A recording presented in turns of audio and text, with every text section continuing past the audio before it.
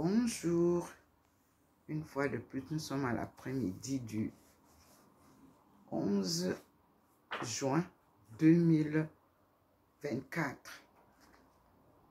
Nous vivons en présence de la lumière divine qui est sa présence réelle. Et nous avons le livre Le prophète assassiné, puisque nous sommes dans la lecture des évangiles. Dans la lecture de ce livre, nous avons de la page 79 à la page 94, la lecture comparée des récits synoptiques concernant le tombeau ouvert.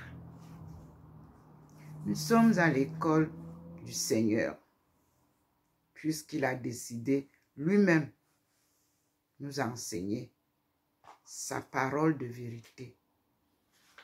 Et nous suivons le Christ, accompagné de Marie de Magdala, de Thérèse d'Avila, pour mieux comprendre la mission qui nous est assignée à partir de cette étape. Je remercie tous ceux qui ont envoyé tellement des témoignages, des documents. Oui, de toutes les manières, je ne suis que ce que le Seigneur me dit de faire.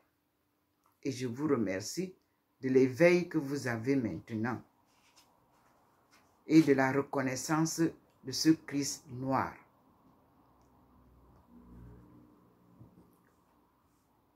Je lis donc à partir du titre « Lecture comparée des récits synoptiques concernant le tombeau ouvert ». Une lecture rapide des 4 évangiles permet de distinguer 2 séries de textes concernant le tombeau ouvert. Les uns mentionnent une visite de Pierre au tombeau. C'est le cas du récit de Jean, chapitre 20, versets 3 à 10, comme de la brève notice de Luc, chapitre 24, verset 12.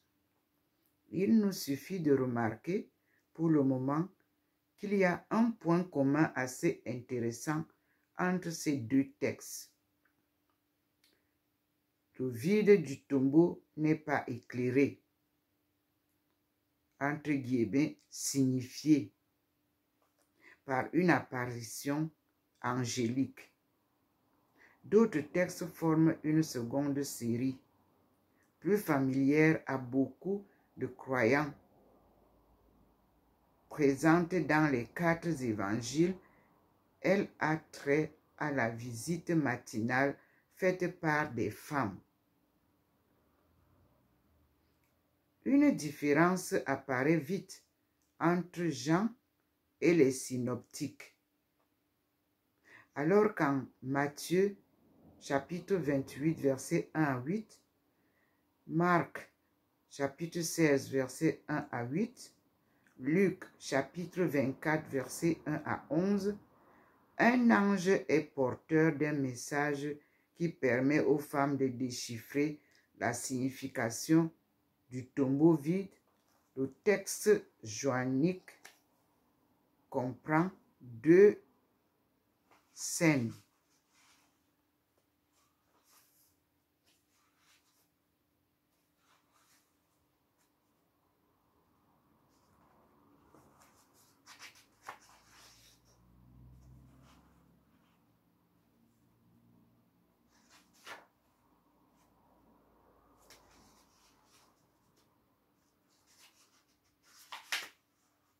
Donc, 2 scènes dont aucune ne recoupe totalement les récits synoptiques.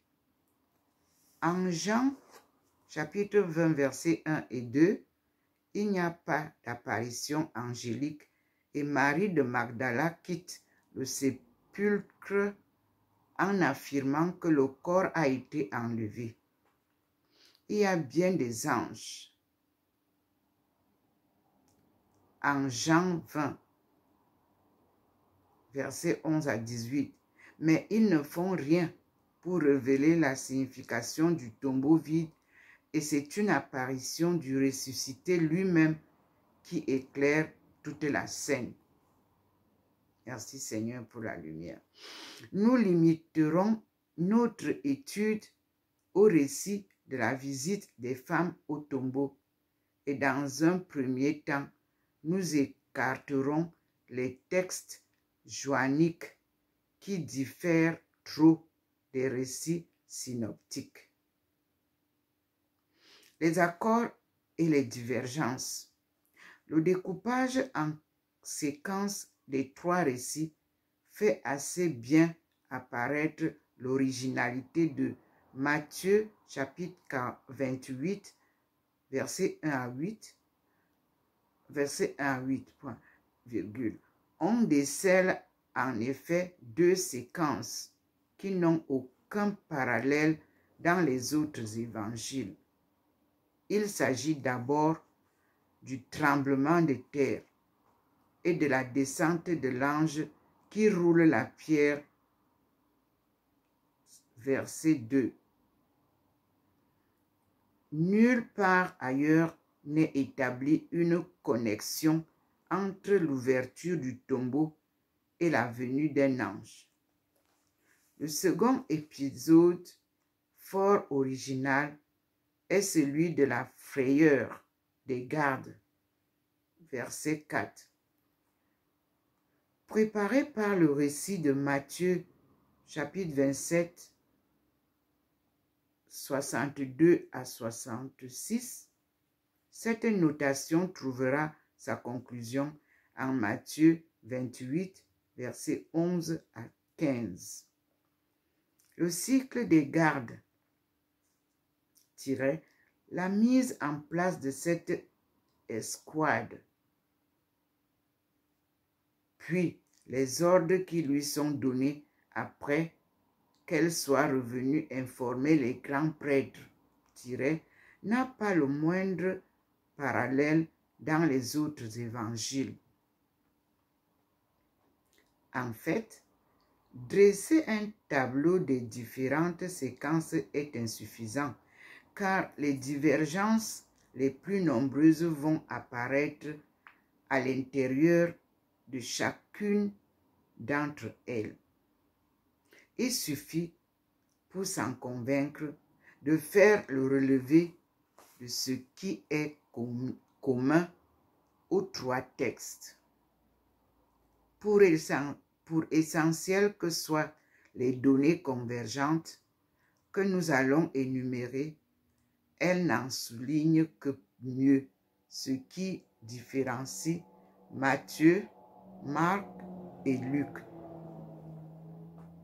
Les synoptiques s'accordent en ceci, deux points.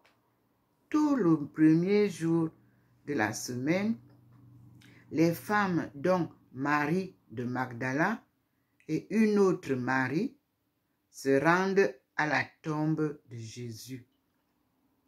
La pierre est roulée. Le sépulcre est donc ouvert. Une apparition angélique leur annonce que Jésus n'est pas là, qu'il est ressuscité. Les femmes quittent alors le sépulcre. Point à la ligne.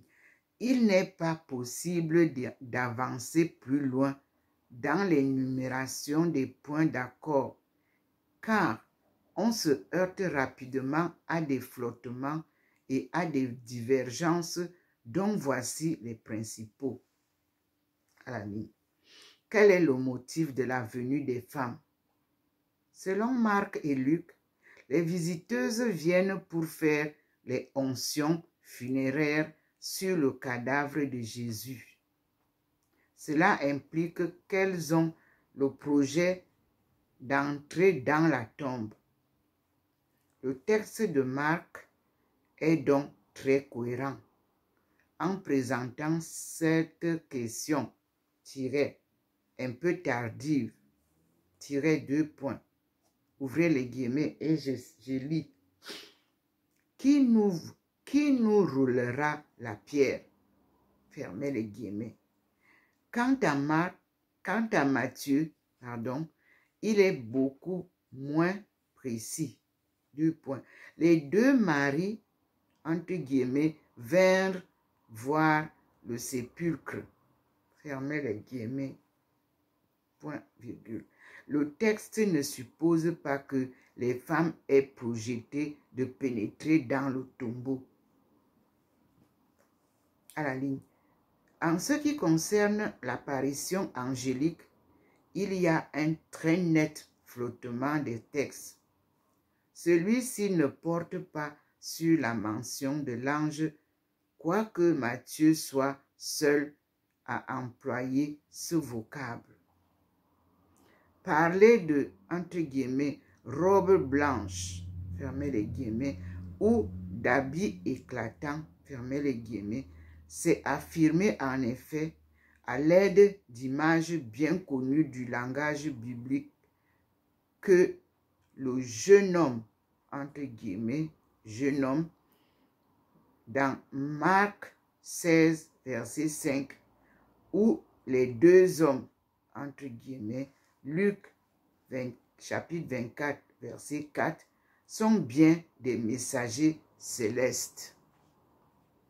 Signalons, mais sans nous y arrêter, le nombre de ces anges. Deux points. Un seul, Matthieu et Marc. C'est-à-dire, dans le récit de Matthieu et Marc, un seul ange. Ou bien deux dans Luc. Plus considérables apparaissent les divergences suivantes. Deux points. L'ange est-il déjà dans la tombe lorsque les femmes y pénètrent? Entre parenthèses, Marc. Ou bien se manifeste-t-il après qu'elles aient constaté la disparition du corps? Entre parenthèses, Luc. C'est la question. Cet ange est-il dans la tombe? Entre parenthèses, Marc et Luc. Où se trouve-t-il assis? Sur la pierre, à l'extérieur? Entre parenthèses, Matthieu. Par ailleurs, nous avons déjà noté que chez Matthieu, seul l'ange roule la pierre. Il occupe à ce point l'avant de la scène. Qu'il n'est pas dit dans cet évangile que les femmes voient la pierre rouler et qu'elles pénètrent dans la tombe. Point à la ligne. Le discours de l'ange se compose en Matthieu et en Marc de deux parties distinctes. Après le traditionnel exhorte à ne pas craindre qui ouvre habituellement dans la Bible les discours tenus par des personnages célestes. La note nous envoie au petit 3, nous irons lire les notes après. Il y a tout d'abord l'annonce de la résurrection. Si l'on compare les vocables employés en Marc 16, verset 6, avec ceux rencontrés dans les discours des actes des apôtres, entre parenthèses, par exemple, Actes des apôtres, chapitre 2, versets 22 à 24, chapitre 3, verset 6, on remarque que l'ange s'exprime en un langage qui ressemble fort à celui du kyrigme, c'est-à-dire de la prédication missionnaire. Deux points. Ouvrons les guillemets et je lis.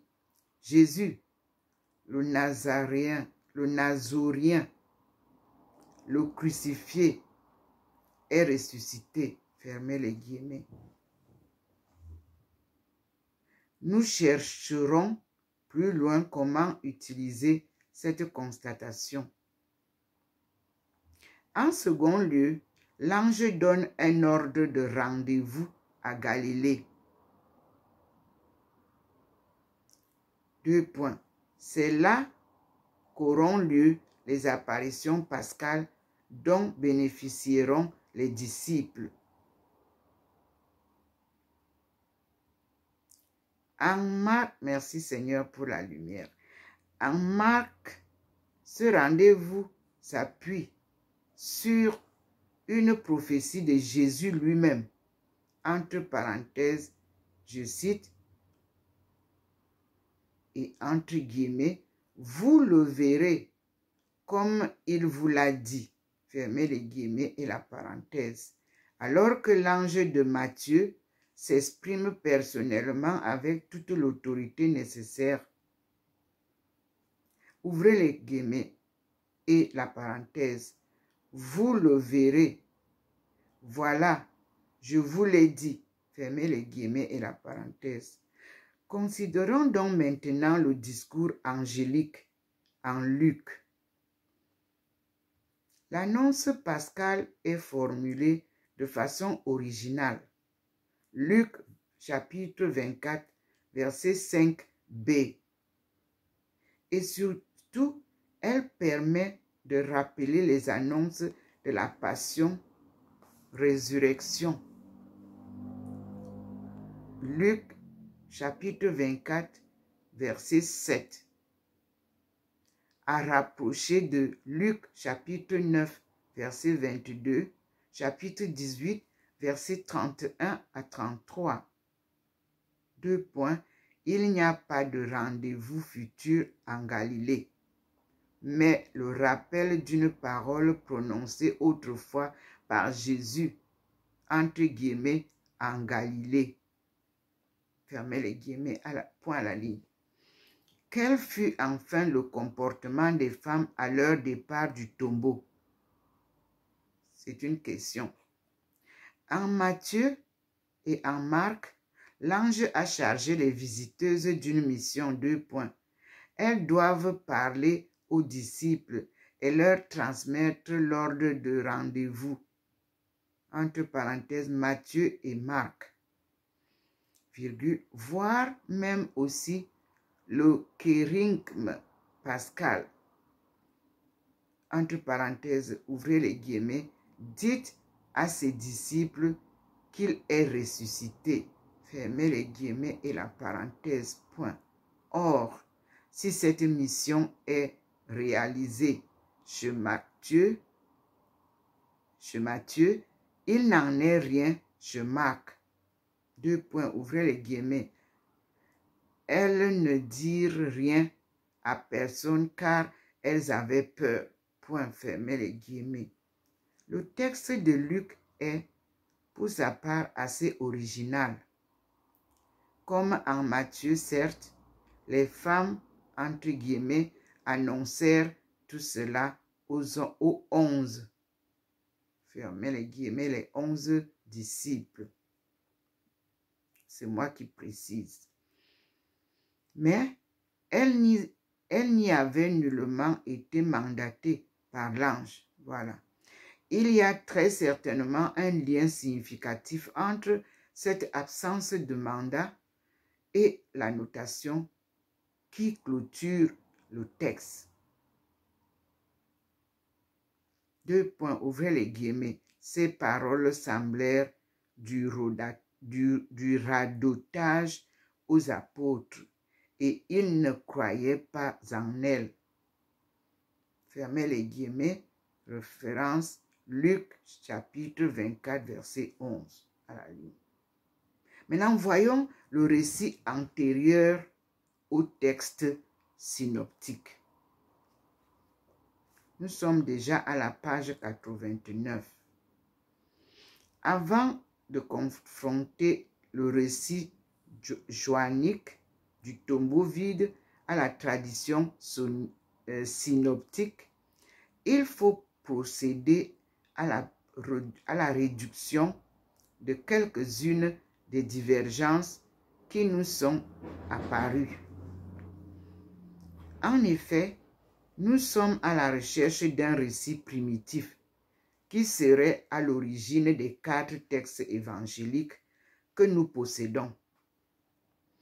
Pour cette entreprise, nous devons donc éliminer les séquences et les notations qui sont à coup sûr rédactionnelles, c'est-à-dire qui sont l'œuvre des rédacteurs de Matthieu, de Marc et Luc.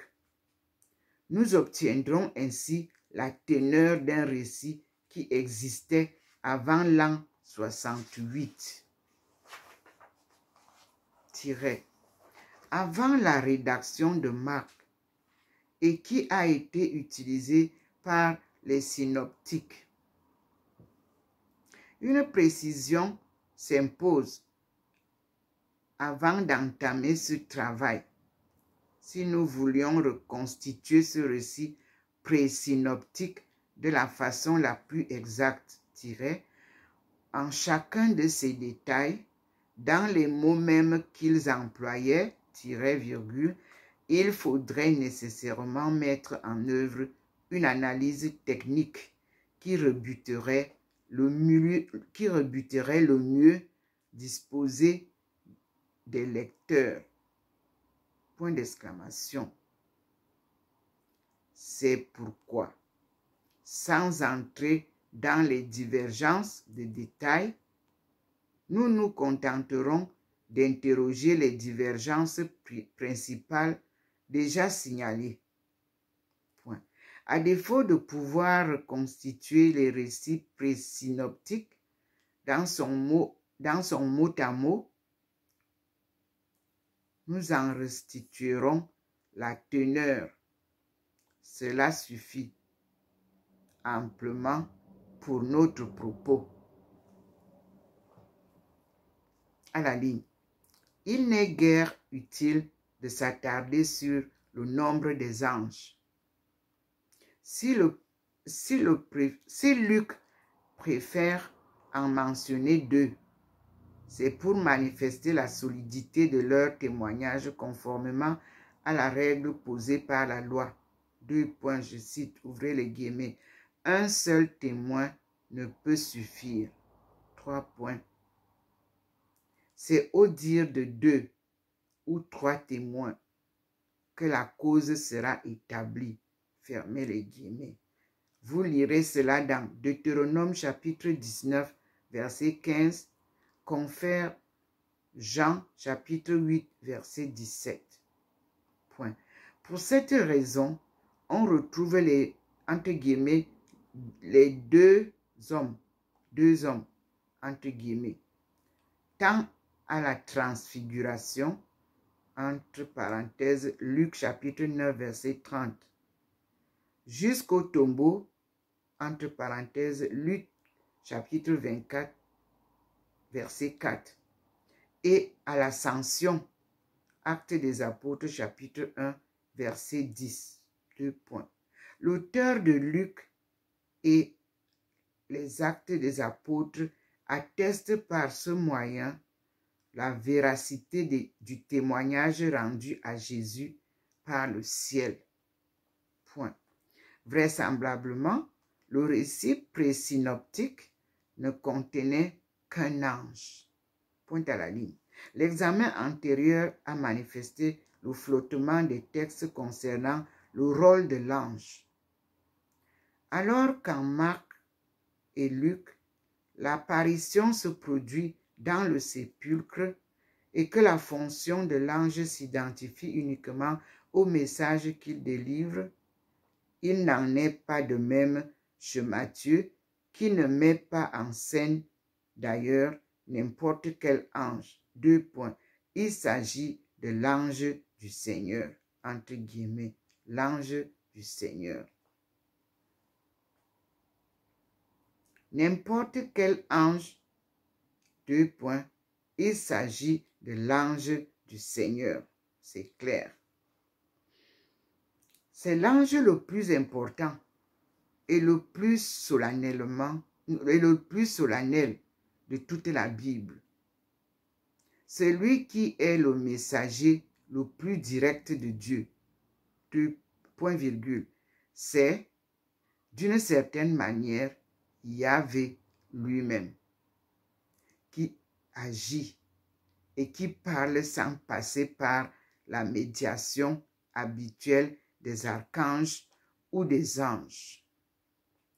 Avant d'adresser la parole aux femmes, il roule lui-même la pierre sépulcrale, non pour permettre aux ressuscités de sortir, entre guillemets, le texte ne dit rigoureusement rien de ce genre, virgule, mais afin que les femmes puissent constater le vide du tombeau.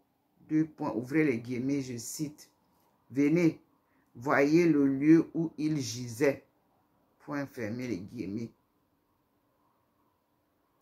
L'ensemble du scénario commence par la formule entre guillemets et voici, fermez les guillemets, que Matthieu affectionne beaucoup et qui introduit chez lui des manifestations célestes lors des moments décisifs de la vie de Jésus.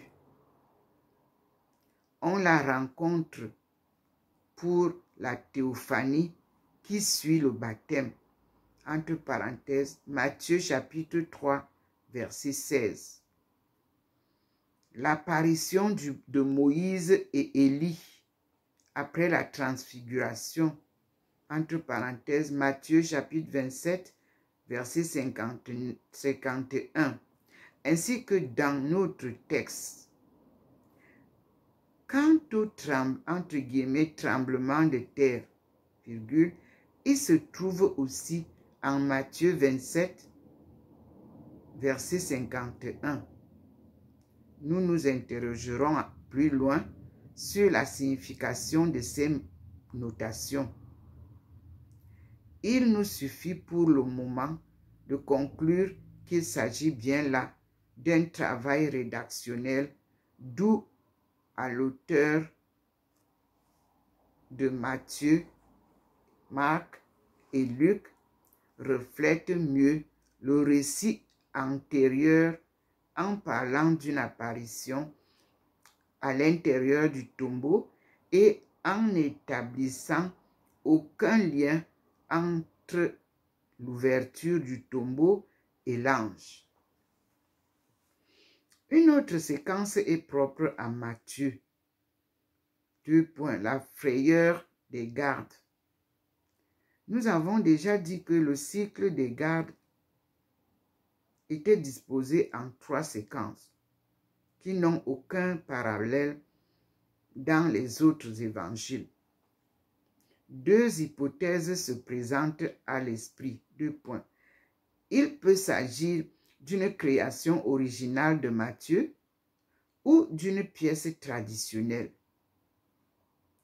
Nous n'avons pas encore à en juger. Mais si la seconde hypothèse devait s'avérer exacte, il n'en resterait pas moins que le thème des gardes avait une existence indépendante et n'appartenait pas au récit traditionnel concernant le tombeau. Le silence de Marc, Luc et Jean, comme d'ailleurs de tout le reste du Nouveau Testament, peut tenir lieu de preuve sur ce point précis. Venons-en maintenant au message de l'ange qui, chez Matthieu et Marc, contient un ordre de rendez-vous en Galilée, alors qu'il n'y a rien de semblable dans Luc. Cette divergence qui affecte les récits du tombeau se retrouve amplifiée dans la finale des évangiles. En Matthieu, la seule apparition pascale aux disciples se produit, entre guillemets, en Galilée, à la montagne où Jésus leur avait ordonné de se rendre, fermez les guillemets. Matthieu chapitre 28, verset 16. Alors que dans Luc et Actes des Apôtres, tout se déroule à Jérusalem et dans les environs. Vous lirez cela dans Luc chapitre 24, verset 13 et 33, chapitre 33, verset 50. Actes des apôtres, chapitre 1, verset 12. Une petite note 4 nous envoie à la fin, nous lirons. Et si, antérieurement au récit de l'arrestation, Jésus prophétisait par ces mots en Matthieu 26, verset 32 et Marc 14, verset 28, 2 points, je cite. Une fois ressuscité, je vous précéderai en Galilée. Fermez les guillemets, virgule. Une telle parole est absente de l'œuvre lucanienne. La question que nous nous posons est la suivante, 2 points. Luc a-t-il modifié le texte que nous trouvons en Marc et qui mentionne un ordre de rendez-vous en Galilée? Il est certain que oui. Cette transformation est due à la place théologique considérable que tient Jérusalem dans Luc et Actes.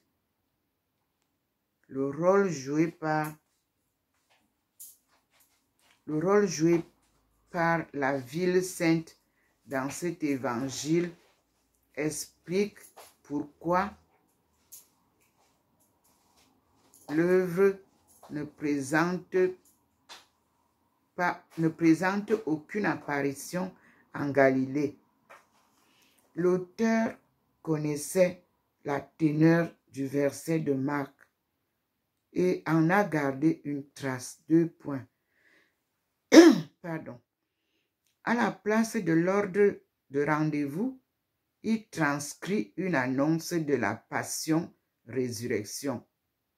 Passion-résurrection faite autrefois par Jésus, entre guillemets, quand il était encore en Galilée.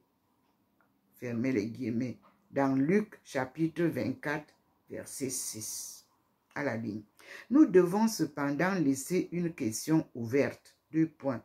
L'ordre de rendez-vous en Galilée existait-il déjà dans le récit antérieur à Marc?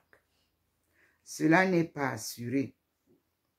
Il est en effet possible que l'introduction de la prophétie en Marc chapitre 14, verset 28 et la fin du message angélique de Marc chapitre 16, verset 7 soit une composition de cet évangile destiné à remplacer les récits d'apparition de Jésus qu'il ne comportait pas. Matthieu n'aurait fait que reprendre ce texte de Marc. Redisons toutefois que cette hypothèse n'est faite que dans le cadre du récit antérieur à Marc. Si l'ordre de rendez-vous vous était absent de ce récit, cela ne préjuge en rien de l'ancienneté d'une tradition concernant les apparitions en Galilée. La même remarque méthodologique capitale vaut mieux pour la transformation apportée par Luc les conclusions. Non, je reprends. La même remarque méthodologique capitale vaut aussi pour la transformation supportée par Luc. Les conclusions que nous en avons tirées ne signifient nullement que Luc ait inventé de toutes pièces des apparitions à Jérusalem. En fait, l'analyse exégétique montre que la tradition, entre guillemets, Jérusalem et la tradition, entre guillemets, Galilée des apparitions sont aussi archaïques l'une que l'autre. Chaque évangile synoptique n'en a rapporté qu'une seule. Une note numéro 5 nous renvoie à la lecture. Ce sera fait à la fin. Mais ne mêlons pas les plans. Notre travail présent porte uniquement sur le récit traditionnel concernant le tombeau. À la ligne. Il reste enfin une dernière divergence dont nous pouvons dès maintenant rendre compte. Selon Matthieu et Luc, les femmes allèrent, entre guillemets, annoncer tout cela aux disciples. Mais Marc écrit, ouvrez les guillemets, et je cite, « Elles ne dirent rien à personne, car elles avaient peur. » Fermez les guillemets. Il nous faut réduire cette contradiction afin de savoir quelle était la teneur du récit pré-synoptique. Qui connaît bien l'évangile de Marc décèle très rapidement celui des 3 évangélistes qui a modifié la donnée traditionnelle. Le silence des femmes est une composition théologique de Marc.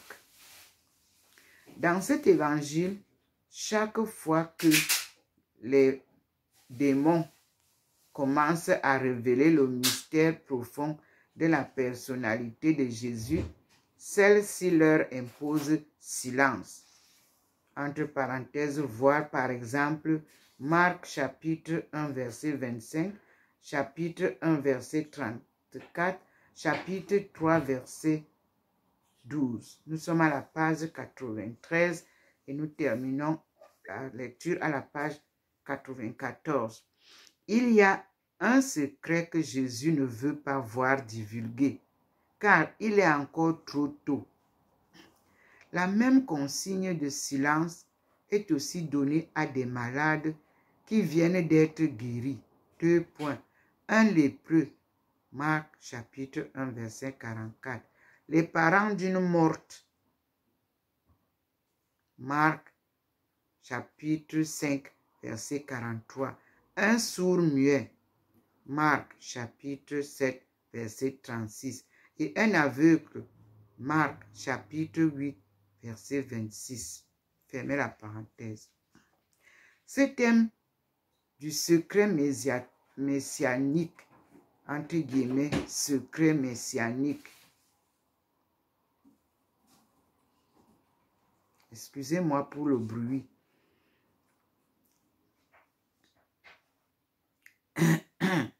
En Marc, donc, on a dit, ce thème du secret messianique en Marc est difficile à comprendre pour l'homme d'aujourd'hui. Nous avons un renvoi dans les notes 6. On se tromperait grandement en cherchant quelques explications entre guillemets psychologiques au silence des femmes en Marc 16, chapitre 16, verset 8. Disons seulement que par ce thème, Marc tente d'exprimer la signification de la résurrection. Celle-ci est la manifestation décisive de Jésus comme Fils de Dieu. Puisqu'à la résurrection, elle est totalement dévoilée, le mystère de Jésus, Fils de Dieu, il est compréhensible que, dans la logique de Marc, ce soit l'instant où le secret messianique, entre guillemets, est le plus lourd. Les femmes se taisent. Un tel travail accompli, nous pouvons maintenant indiquer quelle était la teneur du récit antérieur au synoptique. Tôt le premier jour de la semaine, des femmes, dont Marie de Magdala et Marie, mère de Jacques, se rendent à la tombe de Jésus et voient une pierre roulée. Elles pénètrent dans le sépulcre, ouvert, et une apparition angélique leur annonce que Jésus n'est pas là, qu'il est ressuscité. entre crochets, peut-être l'ange leur donne-t-il, pour les disciples, un ordre de rendez-vous en Galilée, fermez le point d'interrogation, fermez les crochets.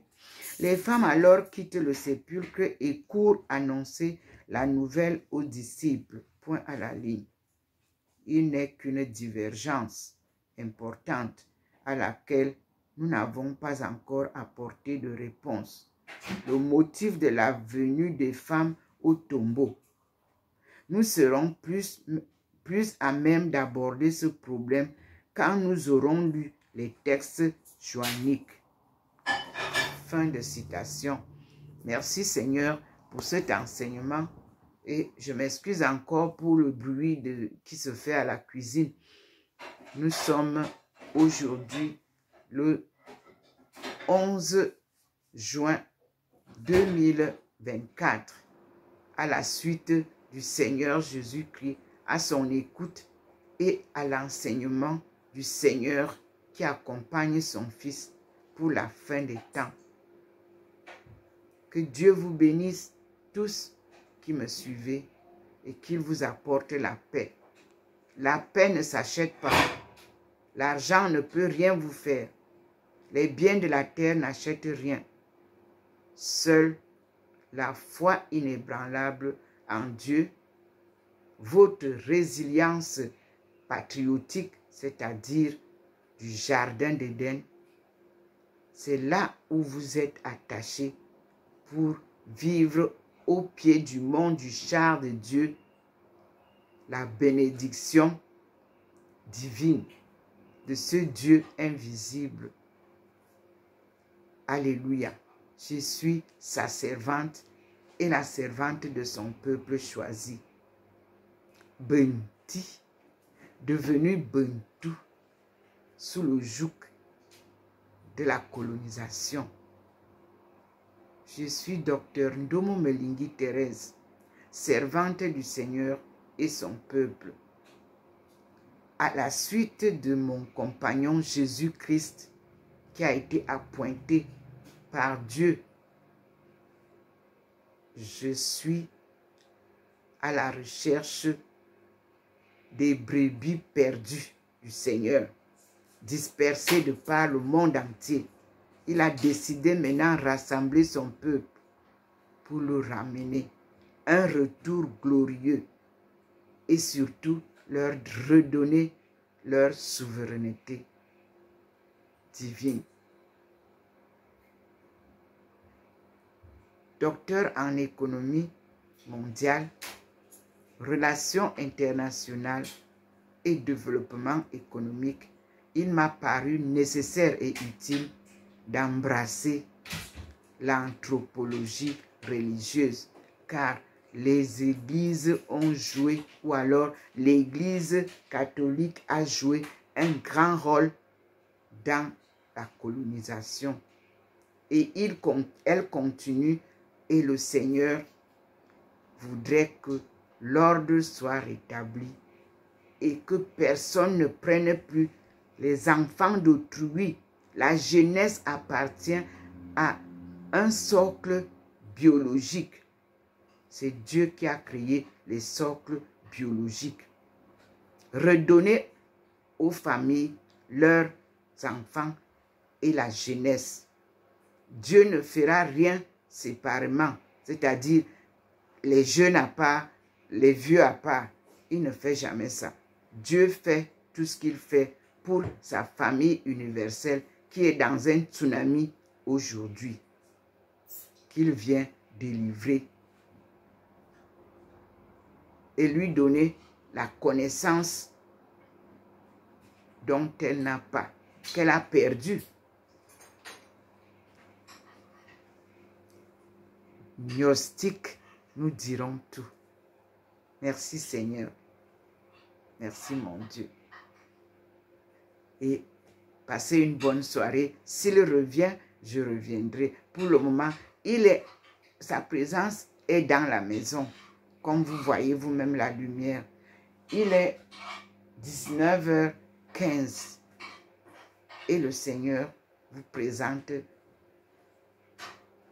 sont appelés à cette mission sacrée qui s'accomplit pas à pas, tenue par sa forte main, illuminée par sa lumière divine et inspirée par sa parole de vérité et de vie.